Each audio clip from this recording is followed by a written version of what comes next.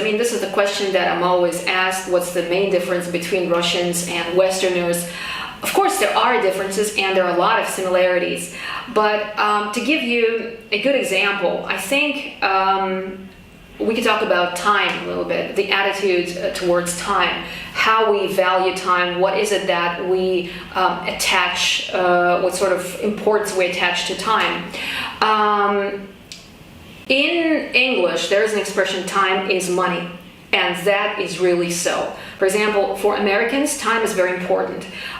When you schedule a meeting, you know what time the meeting starts and what time the meeting finishes. So everything is very structured, everything is very sort of clear, and people come to the meeting exactly at the time, or maybe 4 or 5 minutes earlier, so that the meeting starts on time.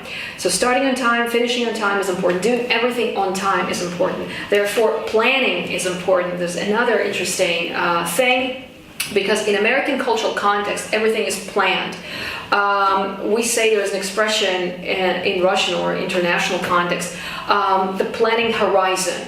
So how far ahead do you plan? Russians do not plan very far ahead. There's an expression in Russian, you just live by one day. So the day has passed, say thank God for that, and let's move on to the next one. So that horizon is very sort of limited, because you're limited by other factors, by external factors, external influence. So Russians plan just for a short period of time. So that's another thing, because when you schedule a meeting with an American business partner, for example, you say, okay, let's meet next week on Thursday at 5 o'clock. That's it. The American partner puts it into the organizer. It's carved in stone. Nothing will change. Well, except maybe for some force majeure or something that is really serious that will cancel the meeting.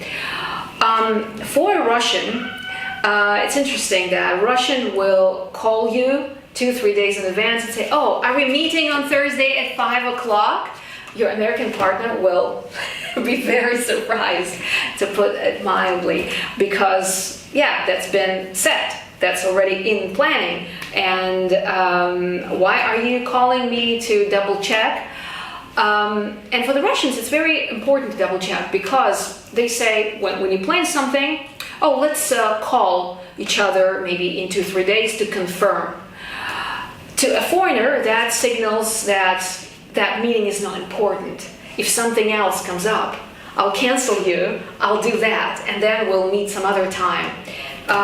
So that's important to keep in mind. Yeah, when you plan a meeting, when you plan a certain thing with a foreigner, once you chose a date, time, that's it. You know, you don't need to double check. You may send a gentle reminder, saying that, Mr. Such and Such, I'm looking forward to meeting you on Thursday at 5 o'clock. See you then. So that's fine. That's all right. As long as you exchange, some sort of like gentle reminders, that's fine. Another interesting thing is lastminute.com culture. Russians are very last-minute people. Again, we come to the issue of planning. For example, as a friend of mine said, when I need to write a story or an article, I always write it one day before the deadline, because the muse visits me on the last day. I cannot plan ahead. So that means Russians are very spontaneous, can be very creative. So foreigners have to keep that in mind too. Things will take place, but at a later point, maybe last minute, but everything will be to the best of their ability. That's that thing.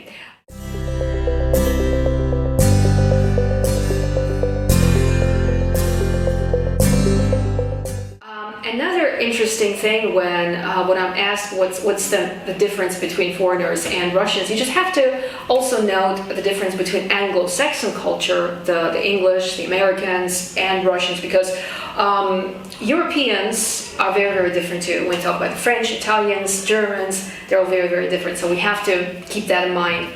So when I say Russians and Westerners, I most of the time mean Russians and Americans, or the English people, partners. Communication and ways of communication. I talked earlier about the high context culture. when things are sort of perceived not from what we say, but from nonverbal communication. So Russians are very good at reading nonverbal signs, intonation, facial expressions, your body language. So you decipher the context or read the air, it's called in Eastern cultures, in Asian cultures. So reading the air is important. Whereas Americans and the English communicate in a more open way, in a more direct way.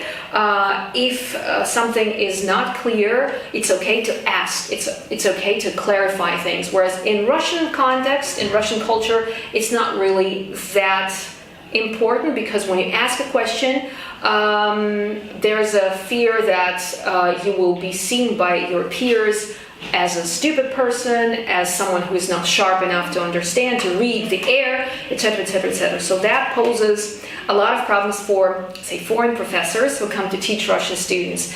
And they always wonder, why is it that the Russian students never ask questions? So maybe that is the answer why, because they don't want to be seen as stupid or not smart enough by their peers or colleagues.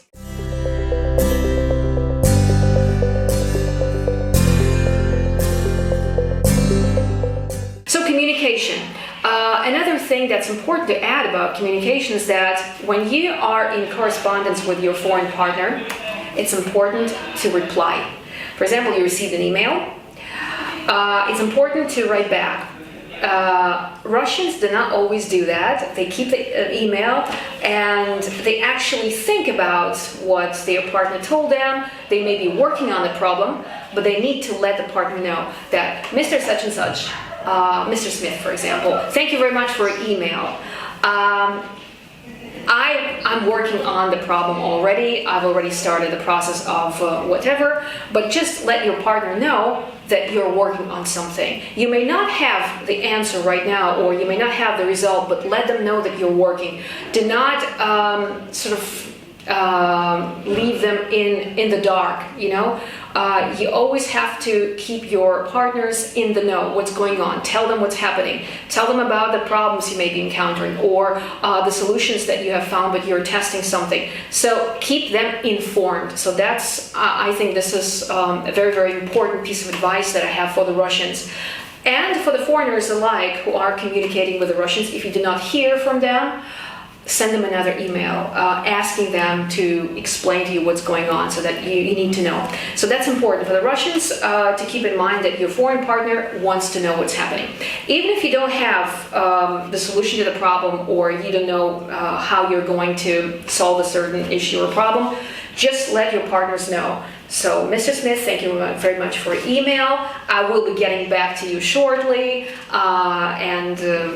whatever, yeah? But just let them know that you are actually spending some time working on it, thinking about it, but do not just keep silent. That's the worst thing to do. Even if you don't know what's going on, even if you don't know how to, say, approach a certain issue, nonetheless, tell them, I've received your email, thank you very much, I will get back to you in 2 days' time.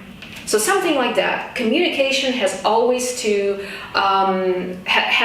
just carry on. It cannot just stop, yeah, because your foreign partner assumes that if you're not answering, something's going on, something strange is going on, there's a big problem.